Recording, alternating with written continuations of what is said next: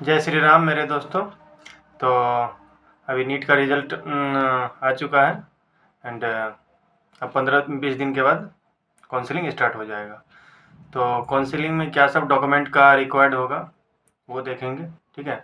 और डॉक्यूमेंट कहाँ से कौन सा डॉक्यूमेंट बनवाना है इसका भी बात करेंगे। कई बार ऐसा होता है कि डॉक्यूमेंट के कारण बहुत सारा कॉम्प्लिकेशन होता है, समझे। तो हम आपको अभी यहाँ पे शेयर करेंगे स्क्रीन पे कि जब मेरा एडमिशन हुआ था तो उस टाइम पे कॉलेज में जो एडमिशन के वक्त जो एक परफॉर्मा दिया गया था उसका एक लिस्ट जो कि आपकी स्क्रीन पे इस तरीके से, ठीक है। तो उसको हम वो क्या कहते हैं मॉडिफाई करके वो देख रहे हैं। एक तो ओरिजिनल तो ये है ही, उसके बाद मॉडिफाई करके हम आपको दिखा रहे हैं। उसमें ओरिजिनल में आपको जैसे दिख रहा होगा राइट साइड में है कि सबसे पहला है आपका अलॉटमेंट लेटर, ठीक है। तो हम आपको उसको मॉडिफाई करके वो दूसरे स्क्रीन पे अच्छे से दे रहे हैं। उसमें आपको अच्छे से या तो दिख नहीं रहा होगा या फिर अच्छे से समझ नहीं आ रहा होगा, ठीक। तो सबसे पहला डॉक्यूमेंट है आपका अलॉटमेंट लेटर। अलॉटमेंट लेटर हमको कब मिलेगा? जब आप काउंसलिंग कीजिएगा फर्स्ट राउंड सेकेंड राउंड, तो उसका रिजल्ट आएगा। रिजल्ट आने के बाद फिर आपका अलॉटमेंट लेटर जिस पे कि जो भी कॉलेज आपको अलॉट होगा वो आपको एमसीसी वो अलॉटमेंट लेटर देगा, ठीक है। तो अलॉटमेंट लेटर मेरे हिसाब से ये क्लियर है। तो दूसरा डॉक्यूमेंट जो लिखा है download print of online field application form. तो देखिए ये जैसे अलॉटमेंट लेटर है ये एमसीसी ऑल इंडिया काउंसिलिंग के लिए है, ठीक है। और ये जो दे रखा है सेकंड नंबर का प्रिंट ऑफ ऑन, जैसे हम लोग यूजी एमएससी बिहार का है तो इसी तरीके से यदि आप लोग अदर स्टेट का करते हैं स्टेट काउंसिलिंग का, तो जिस तरीके से एमसीसी का वो अलॉटमेंट लेटर है ये स्टेट के लिए ये वाला अलॉटमेंट लेटर है, ठीक है। क्योंकि सारे बच्चे लगभग दोनों काउंसिलिंग करते हैं तो इस कारण से ये भी आपको ज़रूरी है। तो ये कब होगा? जब आप फॉर्म भर दीजिएगा इसका, काउंसलिंग जैसे ही स्टार्ट होगा। सबसे पहले स्टेट ऑनलाइन ऑल इंडिया का काउंसलिंग स्टार्ट होगा, फिर उसके कुछ दिन के बाद स्टेट काउंसलिंग स्टार्ट होगा। तो स्टेट काउंसलिंग में फर्स्ट राउंड सेकेंड राउंड जिस भी राउंड का है तो उसका जो है अप्लीकेशन फॉर्म वो जैसे ही आप भरिएगा तो वो आपको पता चल जाएगा, वो मिल जाएगा, ठीक है। तीसरा है आपका रैंक लेटर। अभी तो नीट का रिजल्ट आया है, वही आपका स्कोर कार्ड और रैंक लेटर ये सेम होता है, ठीक है। और चौथा है आपका admit card. Admit card NTA का। हाँ देखिए एडमिट कार्ड में एक तो क्या कहता है बड़ा फोटो था, ठीक है, एंड एक छोटा फोटो। तो जब आप एडमिशन करवाने जाइएगा तो हम आपसे ऐसा रिक्वेस्ट करते हैं कि एडमिट कार्ड ये एनटीए का जो है ये कलर्ड होना चाहिए, क्योंकि वहाँ पे जो एडमिशन अथॉरिटी है आपके कॉलेज में किसी भी कॉलेज में, मतलब वो बहुत नाटक नौटंकी करता है। जल्दी से कुछ भी करने को तैयार नहीं होता। मतलब वो कहेगा कि नहीं इसमें लाओ, और वो जो दूसरा जो पेज है जिसमें बड़ा वाला फ़ोटो है तो वो भी कहेगा कि मतलब इस पे भी फ़ोटो चिपका के लाओ। तो इसलिए आप लोग ये सब पहले से करके रखिएगा कि पहले से ही उस पे फ़ोटो सब चिपका के और वो कलर्ड में लेके जाइएगा, ब्लैक एंड वाइट नहीं लेके जाइएगा। और पाँचवा आपका डॉक्यूमेंट है 10th का एडमिट कार्ड, जो कि आपके पास ऑलरेडी होगा ही, ठीक है। एंड सिक्स्थ आपका डॉक्यूमेंट है 10th मार्कशीट, जो कि आपके पास ऑलरेडी होगा। And 10th passing provisional certificate. ये देखिए सीबीएसई वालों का सर्टिफिकेट और मार्कशीट दोनों एक ही होता है, लेकिन बिहार बोर्ड का हम बता रहे हैं क्योंकि बिहार बोर्ड से थे। तो बिहार बोर्ड का जो है 10th का अलग सर्टिफिकेट अलग होता है एंड मार्कशीट अलग होता है, ठीक है। 10th का जैसे प्रोविजनल सर्टिफिकेट भी आता है और एक होता है जिसको कहते हैं ओरिजिनल सर्टिफिकेट, यानी कि मूल प्रमाण पत्र। तो वो आता है आपका 1 या 2 साल के बाद आता है।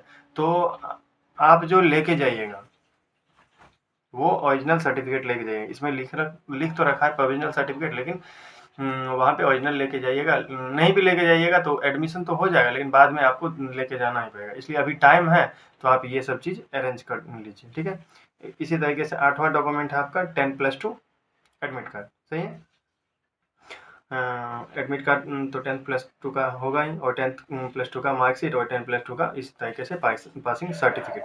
अब देखिए 10+2 सीबीएसई के लिए बता रहे हैं, मार्कशीट और सर्टिफिकेट उनका सेम रहता है, इसलिए उनको तो ज़्यादा पैनिक होने का ज़रूरत नहीं है।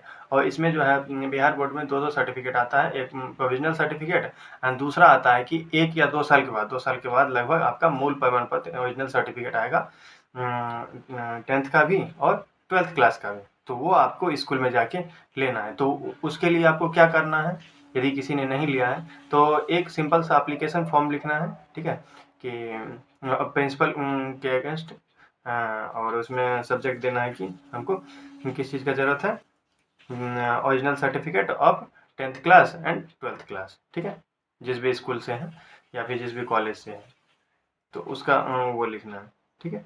और उसके बाद उसमें अटैच करना है आपका जो भी 10th का कोई भी डॉक्यूमेंट होगा, जैसे कि मार्कशीट वगैरह होगा और आधार कार्ड, ये सब लेके जाना है स्कूल में, तो वो आपको प्रोवाइड कर दिया जाएगा।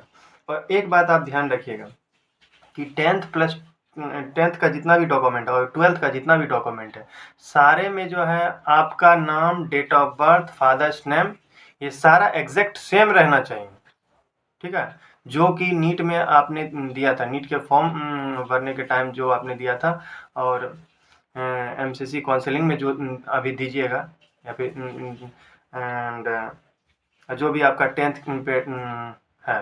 इनफैक्ट ऐसा कभी कभार होता है कि 10th का मार्कशीट और 10th का पासिंग सर्टिफिकेट या फिर 10th का एडमिट कार्ड, मतलब 10th का ही डॉक्यूमेंट या 12th का ही डॉक्यूमेंट में ऐसा होता है कि मेरा हो गया था कि उसमें कॉलेज का नाम अलग अलग था, अलग अलग तो ऐसे नहीं था, बस लिखा ऐसा था। देखिए हम बता रहे हैं, गवर्नमेंट इंटर कॉलेज जिला स्कूल, इस तरीके से लिखा हुआ था एडमिट कार्ड पे, और नहीं, ये लिखा हुआ था पास सर्टिफिकेट पे, एंड एडमिट कार्ड पे सिर्फ लिखा हुआ था जिला स्कूल, जबकि दोनों का सेंटर कोड सेम ही था, लेकिन फिर भी वो नहीं माना एग्जाम ये कॉलेज वाले कि नहीं, ये आपका स्कूल अलग अलग है, तो इसके लिए आप कॉलेज से एक लेटर पैड पे लिखवा के लाइए। तो ऐसा यदि आपका कोई इशू आ रहा है तो आप पहले से ही कॉलेज से जाके कांटेक्ट कर लीजिए, जो भी आपका 10th या 12th का कॉलेज या स्कूल है, कि यहाँ पे ऐसा ऐसा प्रॉब्लम है, तो उसके लिए क्या करना पड़ेगा, तो पहले से लिखवा के प्रिंसिपल सबसे साइन करवा के ये सब पहले से ऑलरेडी रखिए, ठीक है। नहीं तो बाद में बहुत सारा कॉम्प्लिकेशन होगा आपको एडमिशन के टाइम। कोई भी डॉक्यूमेंट में थोड़ा सा भी यदि नाम का भी मिस्टेक होगा तो बहुत दिमाग खराब करता है यहाँ पे। कोई सा भी कॉलेज जाइए, मतलब इतना ज़्यादा वो चेक करते हैं कि कह नहीं सकते। इसलिए आप लोग हर एक चीज़ पे बहुत सारे लोगों को अभी डॉक्यूमेंट होगा, लेकिन सबसे पहले डॉक्यूमेंट आप अभी जो हम बता रहे हैं लगभग 17 डॉक्यूमेंट है, तो इसमें से कुछ चीज़ का ज़रूरत है, कुछ चीज़ का नहीं है, ठीक है। तो वो सारा डॉक्यूमेंट आपको अरेंज करके रखना और सारे डॉक्यूमेंट को वेरीफाई करना है कि सारा कुछ सही है कि नहीं। चलिए अब देखते हैं 11th document, that is the CLC या फिर टीसी फ्रॉम लास्ट, ये लास्ट इंस्टीट्यूट, जैसे कि आप 12th से यदि पास आउट होके आए हैं, या फिर क्या कहते हैं, मान लीजिए उसके बाद 1-2 साल के बाद आपने कोई कोर्स ज्वाइन किया, BDS, BHMS, BSc नर्सिंग, या फिर मान लीजिए कोई टीचर्स वाला कोई भी BA, BCom कोई भी कोर्स ज्वाइन किया, तो उसका आपको चाहिए CLC, ठीक है। वो 12th क्लास का नहीं चाहिए, जो आपने लास्ट कॉलेज ज्वाइन किया था। यदि 12th क्लास किया था तो अब कैरेक्टर सर्टिफिकेट, ठीक है। कैरेक्टर सर्टिफिकेट क्या होगा, कैरेक्टर सर्टिफिकेट एक ऐसे ही मतलब बहुत सारे जगह तो दिया जाता है कैरेक्टर सर्टिफिकेट, स्पेशली कि उसमें बस ऐसा लिखाएगा कि दिस ये स्टूडेंट जो कि इतना स्टैंडर्ड में 12th क्लास में या फिर BA, BSc, BCom कर रहा था, और इसका कैरेक्टर अच्छा है, गुड कैरेक्टर, मोरल अच्छा है, बस इतना ही लिखा रहता है।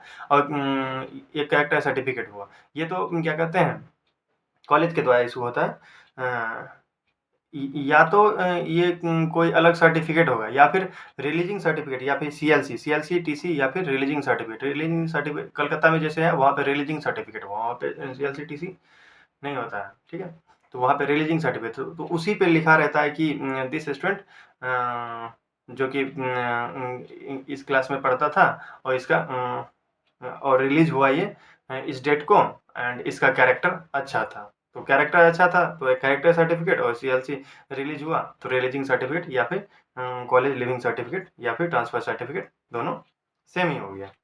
ठीक है, 11th और 12th ये क्लियर हो गया। अब हमारा है 13 माइग्रेशन सर्टिफिकेट।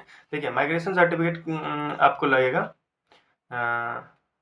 यदि आप 12th से डायरेक्ट यदि आए हैं तो 12th क्लास में भी माइग्रेशन सर्टिफिकेट आपको दिया जाएगा, तो वो माइग्रेशन सर्टिफिकेट लगेगा। ठीक है, एंड यदि आप किसी कॉलेज यूनिवर्सिटी या फिर कोई भी कोर्स ज्वाइन किए थे, BA BSc BCom या फिर BDS BHMS, तो उस यूनिवर्सिटी का भी आपको माइग्रेशन सर्टिफिकेट लगेगा, उसी का लगेगा। ठीक है, अब देखिए लेटेस्ट रेसिडेंशियल और लेटेस्ट कास्ट सर्टिफिकेट, हम कहें कुछ चीज़ें ज़रूरी है, कुछ चीज़ें ज़रूरी नहीं। जैसे कास्ट सर्टिफिकेट ये जनरल वालों के लिए नहीं है ज़रूरी, लेकिन रेसिडेंशियल सर्टिफिकेट ये तो ज़रूरी है।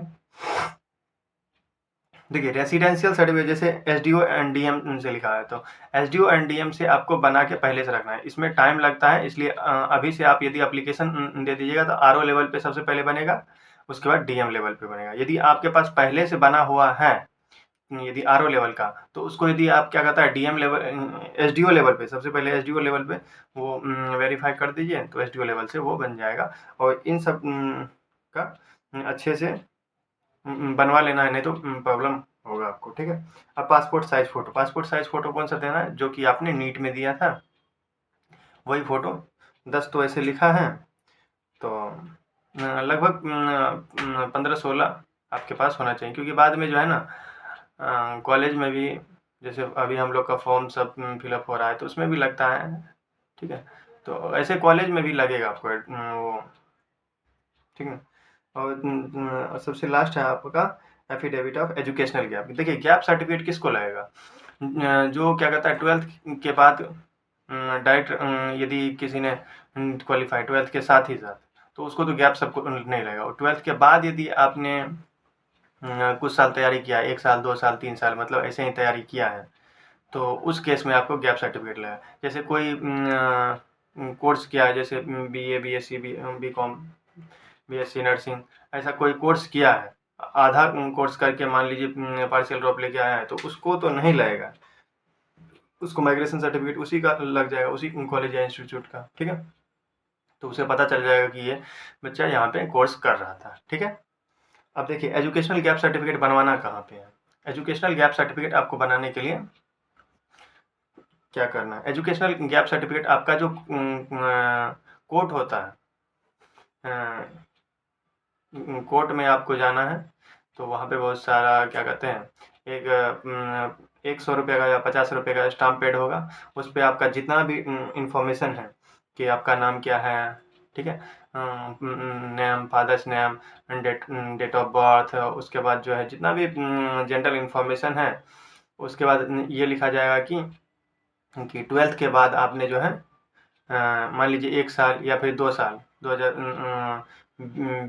मान लीजिए 21 से लेके 23 तक आपने गैप लिया था, और गैप का रीज़न क्या था कि इस गैप में आप क्या कर रहे थे, तो नीट का प्रिपरेशन कर रहे थे, ये लिखा जाएगा उस स्टाम्प पे कि आप इस गैप में नीट का प्रिपरेशन कर रहे थे, इतना लिख दिया जाएगा। उसके बाद सारा कुछ इस तरीके से लिख के उस पर वो जो कोर्ट में SDO साहब रहते हैं उन सब का सिग्नेचर अटेस्टेड ये सब हो जाएगा, तो यही आपका हो गया गैप सर्टिफिकेट। वो आपका कोर्ट से बनेगा, वो आपका कहीं और जगह से नहीं बनेगा, ये आपका कोर्ट से बनेगा। तो मेरे हिसाब से सारा कुछ क्लियर है। ठीक है, एफिडेविट और यदि आप लोगों को कोई दिक्कत होता है गैप सर्टिफिकेट के रिगार्डिंग की, गैप सर्टिफिकेट यदि आप पहले बना लेते हैं, ठीक ना, तो आपको कम पैसा लगेगा, क्योंकि जब एडमिशन के टाइम आप बनाइएगा तब आपकी मजबूरी हो जाएगी। ठीक है, और मजबूरी का फ़ायदा उठा लेंगे लोग, वो साइन करवाने का बस 500-1000 रुपया मांग देंगे, आपको देना पड़ेगा। इसलिए आप लोगों के लिए ज़रूरी है, यदि आपने गैप लिया था तो गैप सर्टिफिकेट आप ये कोर्ट से जाके बना लीजिए, 100-200 रुपया इस तरीके से लगेगा। ठीक है, वो प्रिंट सब करने का 100 रुपये का वो हो जाएगा, 200 रुपये लगभग उसका हो जाएगा, वो स्टाम्प पैड का, और वो करवाने का कुछ पैसा लेगा, 500-600 लेगा, तो टाइम रहेगा। तो यदि टाइम नहीं रहता तब तो अच्छा खासा पैसा लेगा। और रेसिडेंशियल और कास्ट सर्टिफिकेट के लिए हम बता दें, ये जो है ना एसडीओ और डीएम लेवल से ही होना चाहिए।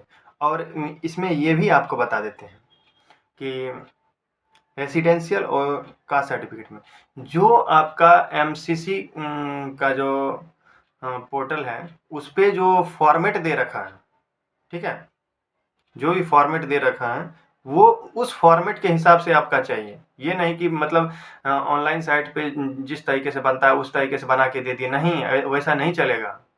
ये विशेष रूप से ध्यान रखना है कि जिस टाइप का आपको फॉर्मेट दे रखा है कास्ट सर्टिफिकेट या फिर रेसिडेंशियल सर्टिफिकेट का, उस टाइप का आपका बन के रहना चाहिए। आपके लिए है कि वही वाला डॉक्यूमेंट अपलोड कर लीजिए एमसीसी के साइट से, ठीक है, एंड उसके बाद आप जाके कोर्ट में साइन करवा लीजिए।